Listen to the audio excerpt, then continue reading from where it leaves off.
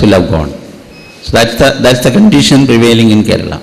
But anyway, during these last 2 years, we have been able to make so many changes in the field of higher education. We have been able to start new universities, new off-campuses.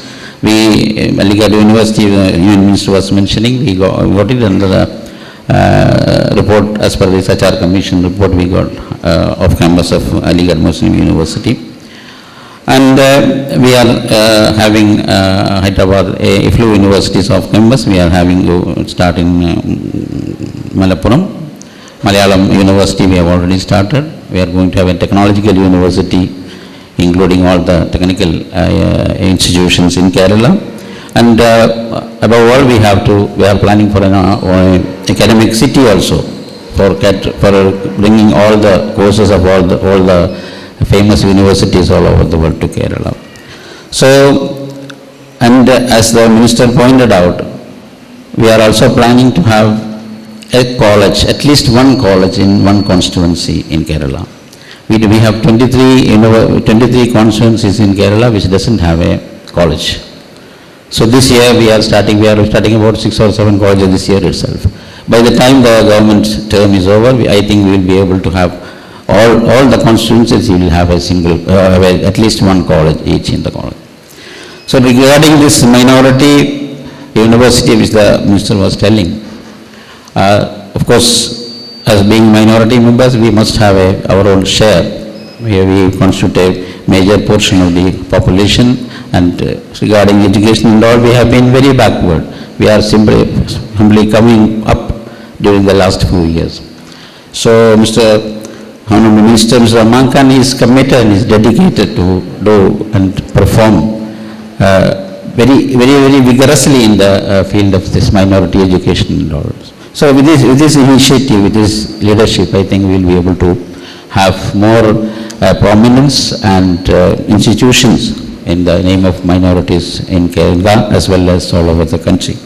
So this SAFI Institute and the chairmanship of Dr. Muhammad Ali and P.K. Ahmad Sahib and all others sitting on the dais, as mentioned, the minister itself pointed out, this is a cream of the society who are assembled here. They are socially, educationally and financially they will be able to do anything. They want only the support and the legal validity and action rules as per the prevailing in the states, whether it is Kerala or if it is any other state. So far as Kerala is concerned, we will be able to act on what SAFI wants or what the minister intends to do so far as a minority university is concerned. We will be able to take into account all the acts and regulations which is prevailing in Kerala. And to what extent we will be able to make amendments in the prevailing rules and acts, that is to be studied and thoroughly thought over in the coming years. But anyway, whatever whatever help can be given or initiative can be taken from the part of the government, myself and my department will be my government also will be very happy and pleased to do all the help which the SAFI Institute wants, and whatever the Union Minister intends to bring for the benefit of the minority community in Kerala. I don't want to lengthen my speech. I am very happy to be invited to this function, and I am coming to the institution for the first time, and I am having my meeting also with the Union Minister for the first time. I am very happy over that. I welcome him as Minister of Education. I welcome him to this state also. I am very happy that I could talk to him for a while. Thank you very much. Assalamu alaikum. Yes, Abdul Rahim, General Secretary of SAFI, to render vote of thanks. Bismillahir Rahmanir Rahim. Assalamu alaikum wa rahmatullahi wa barakatuh. Honorable Chairman of SAFI and Chairman of the session, Dr. Muhammad Ali Sahib, Honorable Minister of Government of India, Minority Affairs, Rahman Khan Sahib, Honorable Minister of Education, Government of Kerala, Mr. P.K. Abdul Rabb Sahib, our beloved MLA, Muhammad Niyazi Sahib, and Mr. Muhammad Anish, IAS, my colleagues in the trust, respected dignitaries, invitees, guests, ladies and gentlemen. It's my honor now, we have only 3 more minutes left. It's my honor now to extend a warm vote of thanks to all the people. Minister Rahman Khan arrived here about 3:30. He spent with us almost 6 hours, very fruitful time, very good discussions. He addressed the students at 3:30. He attended our trust meeting for almost 2 hours. Now he came back and addressed our honored guest here. Sir, we are really thankful to you for your time and effort you have taken. Come all the way. Thank you very much, sir. Let me extend equally warm thanks and gratitude to our Minister of Education, Abdul Rabb Sahab. We have been looking for an opportunity to invite him here after he became minister. So we have the privilege of having me here for the first time. Sir, thank you very much for accepting and coming here all the way. Let me also thank our MLA, Mohammed Naji Sahab, who came here with our invitation, who has been always helpful to us, and being in his constituency, he has been very supportive to us. Thank you, sir, for your all support. Let me also thank all my colleagues in the trust, the staff members, SAFI, the benefactors who have come here, who are our great support, bringing this land here and developing the institution, the press members, all the dignitaries who are present here are invitees, and all the local VIPs who came attended. Once again, thank you very much. Before I conclude, I would like to just take a minute and tell you the logistics. Inshallah, after this, we'll have the breakfast downstairs. And after the breakfast, we'll go to the mosque for Maghrib prayer. After that, we'll come back and have dinner downstairs. After dinner at 7:30, we have another gathering here, sponsored and invited by Chairman Financial Services Limited, which is the one, yet and again, good news that for the first Sharia compliant Islamic finance company under the sponsorship of KSIDC, and our chairman, Dr. Muhammad Ali Saab, is the chairman of that, and Mr. Muhammad Ali is managing director of the chairman, will be addressing you. So please, at 7:30, all of you come back and join her here one more time.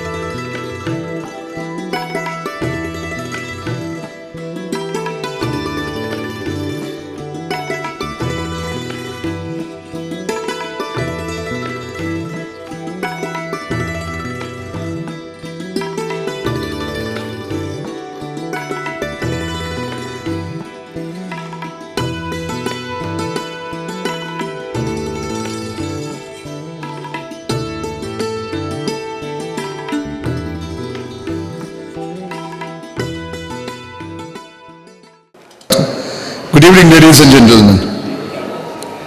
Today we are having a presentation about a company which started off in the year 2009 in terms of the document, but never took off thereafter because of ever so many issues pertaining to the statutory framework of the country and also the operation constraints as well. After 3 years and 8 months, today we stand poised at the takeoff point wherein the statutory requirements needed for the functioning of a non-banking finance company are obtained for the Reserve Bank of India.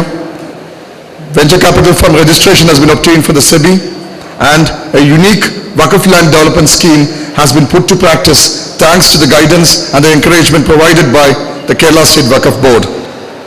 We kick off with the presentation with the opening remarks by our chairman, Mr. P. Muhammad Ali, who had been instrumental in guiding this company through thick and thin the last 3 years and 8 months. Over to you, Chairman. Assalamu alaikum. Good evening, Your Excellency, Honorable Minister Rahman Khan Sahib, Honorable Vice Chancellor, Honorable Director of IAM, distinguished guests, my dear colleagues. We have a very limited time, and